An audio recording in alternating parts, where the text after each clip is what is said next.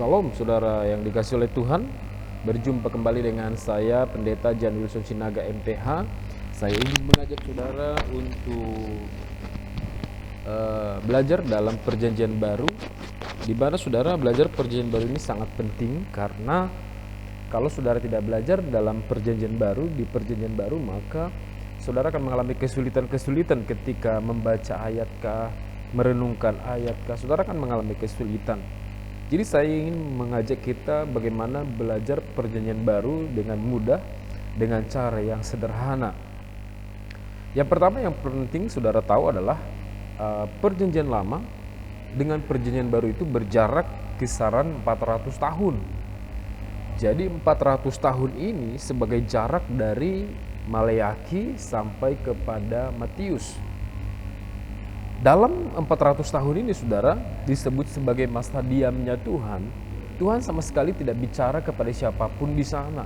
Tidak ada yang diutus oleh Tuhan sebagai nabi untuk berbicara pada orang-orang pada waktu itu.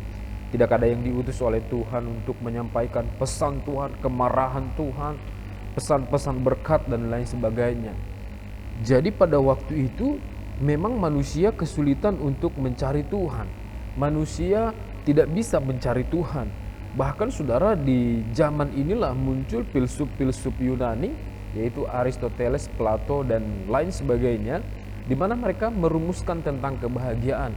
Tapi mereka ternyata tidak menemukan kebahagiaan itu seperti apa. Maka saudara ketika Yesus muncul sebagai juru selamat dalam perjanjian baru, maka dia mengkhotbahkan paling pertama adalah khotbah tentang bahagia. Jadi dia menjelaskan berbahagialah, berbahagialah, berbahagialah. Kenapa dia tidak pilih tema yang lain? Karena dia tahu apa kebutuhan manusia pada waktu itu, apa kebutuhan orang-orang di kala itu. Perjanjian lama itu adalah sebagai situasi yang seperti tanda kutip ekstra ketat saudara. Contohnya beribadah, contohnya dalam hal memberi. Jadi perjanjian lama itu ekstra ketat. Tapi di perjanjian baru tidak seketat lagi di perjanjian lama. Tapi saudara kita diberikan kebebasan yang mana kita pilih dan bagaimana cara kita untuk beribadah kepada Tuhan. Tidak diatur sedemikian rupa bagaimana tata cara ibadah itu, atau ya, tahap pertama, tahap kedua dan lain sebagainya, tentang pengampunan dosa, bawa dulu kepada imam. Tidak saudara, tapi perjanjian baru itu sedikit lebih gampang menurut saya daripada perjanjian lama. Nah, apa yang harus kita pelajari dalam perjanjian baru saudara? Yang kita pelajari juga adalah ada 3 bangsa yang dipakai oleh Tuhan dalam alatnya untuk membuka perjanjian baru. Yang pertama adalah bangsa Israel atau bangsa Yahudi, di mana bangsa ini adalah bangsa pilihan Tuhan sejak dari perjanjian lama sampai kepada perjanjian baru. Dan pemilihan Tuhan kepada bangsa ini tidak beralasan saudara, itulah hak prerogatifnya Tuhan, hak mutlaknya Tuhan untuk memilih bangsa Israel. Jadi dari awalnya ketika Tuhan berjanji pada Abraham, di saat Tuhan panggil dia sekitar usia 75 tahun, lalu Tuhan berjanji pada Abraham, aku akan memberikan keturunan kepadamu seperti pasir di laut dan bintang-bintang di langit, tak terhitung jumlahnya saudara. Dan itu dimulai dengan sebuah bangsa, mulai ketika Yakub yang seharusnya artinya penipu, tapi dirubah menjadi Israel, dan kemudian lahirlah bangsa yang besar. Dan kemudian sekalipun mereka ditekan di Mesir, mereka menjadi bangsa yang semakin lebih banyak lagi, lebih cepat lagi pertumbuhan mereka, sehingga penguasa Mesir mengusir mereka dari sana. Lalu kemudian Tuhan mengutus Musa untuk mengeluarkan mereka dari tanah Mesir menuju kepada tanah Kanaan, yang walaupun Musa tidak sampai di tanah Kanaan karena harus digantikan oleh Yosua karena ada kesalahan Musa di hadapan Tuhan. Lalu bangsa ini terus berjalan saudara sampai kepada perjanjian baru, sehingga kita menemukan di perjanjian baru ada banyak yang direvisi oleh Tuhan di sana. Ada banyak yang harus berubah, dan intinya dalam perjanjian baru adalah penggenapan daripada perjanjian lama. Contohnya apa saudara yang berubah? Tata ibadah tadi, yang dulu ada ruang maha kudus, ada ruang kudus, dan tidak semua orang sembarangan masuk ke ruang maha kudus, hanya imam-imam pilihan saja. Tetapi saudara sekarang kita bisa bebas mengampuni, memanjatkan doa pengampunan dosa kita kepada Tuhan secara langsung. Seseorang bisa langsung kepada Tuhan untuk meminta sesuatu kepada Tuhan, memohon pengampunan dosa dan lain sebagainya. Tidak dibatasi oleh ruang dan waktu dan tempat. Nah, sehingga saudara, perjanjian baru itu kita harus pahami sebagai bangsa yang pertama yang dipilih oleh Tuhan, yaitu bangsa Israel, di mana tujuan Tuhan sebenarnya memilih bangsa Israel bukan membuat bangsa Israel itu sebagai anak emas, tapi Tuhan itu punya tujuan bagaimana supaya bangsa Israel ini menjadi berkat bagi bangsa-bangsa yang lain, sekalipun dalam kenyataannya jauh dari harapan saudara. Lalu bangsa apa lagi yang dipakai oleh Tuhan dalam perjanjian baru, yaitu bangsa Yunani. Yunani ini saudara sebagai bangsa yang berbudaya sangat tinggi dan bangsa yang mencari pengetahuan demi pengetahuan, maka muncullah filsuf-filsuf dari Yunani, dan orang-orang Yunani itu adalah orang-orang pintar. Dan sehingga saudara, bahasa yang dipakai oleh Tuhan pun, bahasa yang dipilih oleh Tuhan dalam menuliskan Alkitab Perjanjian Baru, yaitu bahasa Yunani. Karena di bahasa Yunani kita menemukan keunikan-keunikan, di mana dalam bahasa Yunani contohnya ada satu kata yang sama saja kita melihat di ayat-ayat yang lain, contohnya tentang kata anak.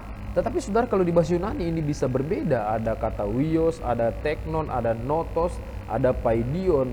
Itu semua saudara kita temukan dalam kekayaan bahasa Yunani. Berarti kalau saudara ingin mendalami Alkitab lebih lagi, saudara harus belajar dari bahasa Yunani. Seseorang yang menafsir, saudara, tidak boleh hanya menafsir secara historis, tapi dia juga harus menafsir secara teks. Apa kata teks, saudara, ini harus digabungkan menjadi satu paduan yang baik untuk boleh menafsir Alkitab lebih hebat lagi. Nah, jadi bangsa yang kedua itu adalah bangsa Yunani yang dipakai oleh Tuhan dalam hal kebudayaannya, kecerdasannya. Lalu kemudian bangsa yang ketiga adalah bangsa Romawi, di mana bangsa ini dipakai oleh Tuhan sebagai bangsa yang berkuasa di kala itu, sehingga orang Israel juga harus tunduk kepada Romawi.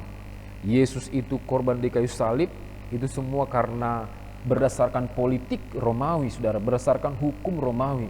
Dan Paulus juga dihukum berdasarkan hukum Romawi. Jadi semua bangsa itu tunduk pada Roma, lalu bangsa Roma menjadi adik kuasa dalam segala bangsa-bangsa.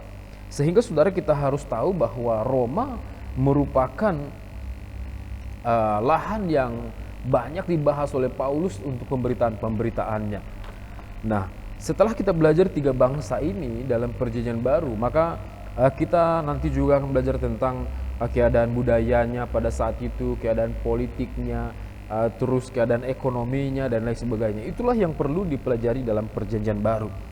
Lalu saudara, ketika kita melihat Injil Matius, Markus, Lukas, Yohanes, ini merupakan paduan yang luar biasa yang dibuat oleh Tuhan, sehingga kita bisa memahami bahwa keempat Injil ini sama seperti menggambarkan seseorang yang dipoto dari depan, dari samping kanan, dari samping kiri, dari belakang, sehingga kita bisa melihat secara komprehensif tentang gambaran seseorang itu. Itulah yang dilihat oleh Matius, Lukas, Yohanes, dan juga Markus, saudara. Bukan berarti keempat-empatnya itu berbeda, tapi keempat-empatnya itu ketika kita memahami maksud-maksud tujuan mereka secara rinci, maka kita bisa akan lebih kaya lagi memahami tentang Tuhan. Jadi dalam pembagiannya ada dua, dibagi secara garis besar dalam pembagian Injil ini. Yang pertama, Matius dengan Yohanes ini dipakai atau diperuntukkan bagi orang-orang yang sudah ada dalam Tuhan, yang sudah percaya pada Tuhan, seperti Yahudi misalnya, orang-orang yang sudah melayani Tuhan. Jadi pendalaman yang paling dalam itu ada di Injil Yohanes. Sehingga ketika seseorang belajar Injil Yohanes, kalau dia tidak secara pelan-pelan memahaminya, maka dia akan sulit memahami. Di situ jugalah kita melihat tentang ketritunggalan Allah dibahas. Lalu Bapak Ibu Saudara sekalian, Injil pembagian yang kedua adalah Markus dan juga Lukas, ini diperuntukkan bagi orang-orang yang baru bertobat atau bahkan yang akan bertobat. Jadi ketika kita memahami perjanjian baru ini dengan baik, maka saudara ketika bertemu dengan ayat, saudara akan lebih gampang memahami ayat-ayat Alkitab. Saudara akan lebih bisa untuk mengekspos apa yang saudara baca, atau bukan sekedar mengekspos, tapi saudara juga bisa menerapkan dalam kehidupan sehari-hari perjanjian baru yang saudara baca, sehingga cara pandang saudara terhadap kitab tidak salah. Karena ada banyak orang-orang akhir-akhir ini saudara berkata bahwa belajar teologi itu adalah sesat, Karena mereka beranggapan ketika semakin dipelajari, maka semakin buntu pikiran, semakin banyak hal-hal yang di luar daripada iman yang dilakukan. Nah, menurut saya saudara, semakin saudara belajar dalam perjanjian baru, saudara juga harus semakin dituntun oleh Roh Kudus, saudara juga harus semakin menyerahkan hidupmu pada Roh Kudus, sehingga saudara tidak sendiri belajar, ada Tuhan yang menemani saudara untuk belajar, sehingga walaupun saudara belajar secara logika, secara akal, tapi saudara harus menempatkan posisi Tuhan di atas daripada diri saudara, sehingga menaungi hidup kita dalam belajar kita, belajar pembahasan-pembahasan dalam Alkitab. Jadi saya sarankan kepada saudara sintua, pertua, diaken, atau orang-orang awam yang masih baru akan menggali Alkitab, silakan tonton video ini dan tonton video-video saya berikutnya, dan jangan lupa subscribe channel ini dan juga nyalakan loncengnya saudara, supaya saudara menerima info-info tentang perjanjian baru dalam beberapa waktu ke depan. Terima kasih, sampai di sini pembelajaran kita. Tuhan Yesus memberkati kita sekalian.